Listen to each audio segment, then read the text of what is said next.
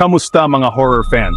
Ngayon, sisidlan natin ang nakakatakot na mundo ng pagsasanib. Napaisip ka na ba kung paano nakokontrol ng isang masamang espiritu ang isang tao? Tuklasin natin ang katotohanan sa likod ng mga pangyayaring ito na nagpapangilabot. Una sa lahat, ano nga ba ang pagsasanib? Ito ay kapag may isang panlabas na nilalang, kadalasang pinaniniwala ang multo o demonyo, ang kumokontrol sa katawan at isip ng isang tao. Ang konseptong ito ay matatagpuan sa iba't ibang kultura at relihiyon sa buong mundo. Kaya paano ito nangyayari? Kadalasan, nagsisimula ito sa isang mahina o vulnerableng estado. Kapag ang isang tao ay emosyonal, mental o espiritual na mahina, madali silang maging target. Isipin mo na, parang isang pinto na naiwang nakabukas, naghihintay lang na may masamang pumasok. Susunod, ang kapaligiran ay may mahalagang papel. Mga pinagmumultuhang lugar, mga sinumpang bagay, o kahit na ang pakikialam sa okulto ay maaring magimbita ng mga hindi ka nais-nais na nilalang.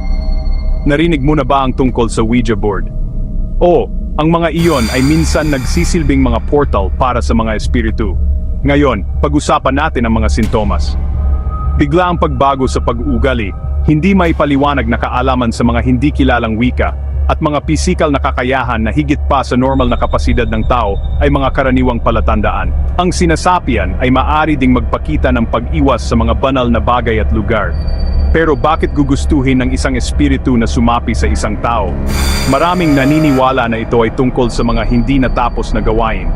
Maaring naghahangad ng paghihiganti ang mga espiritu, gustong tuparin ang mga pagnanasa, o simpleng hinahanap ang mga pisikal na karanasan na hindi nila naranasan. Ang iba ay nagmumungkahi na ito ay isang paraan para sa mga nilalang na ito upang ilabas ang kanilang naipon na negatibong enerhiya. At paano natin ito haharapin? Ang exorcism ang pinakakaraniwang paraan. Ito ay isang ritual na isinasagawa ng mga relihiyosong tao upang palayasin ang espiritu.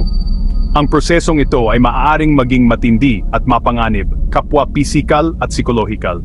Ang ilang mga kultura ay may mga kakaibang pamamaraan. Halimbawa sa Pilipinas, may mga tradisyonal na manggagamot na tinatawag na albularyo na gumagamit ng mga dasal, halaman, at ritual upang linisin ang apektadong tao. Nakakatuwang isipin kung paano hinarap ng iba't ibang bahagi ng mundo ang nakakatakot na pangyayaring ito. Sa huli, mahalagang pag-ibahin ang pagsasanib at sakit sa pag-iisip.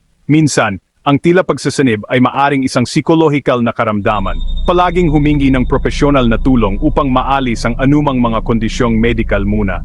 Kaya, ayan na, ang mga misteryo ng pagsasanib ay nabunyag na.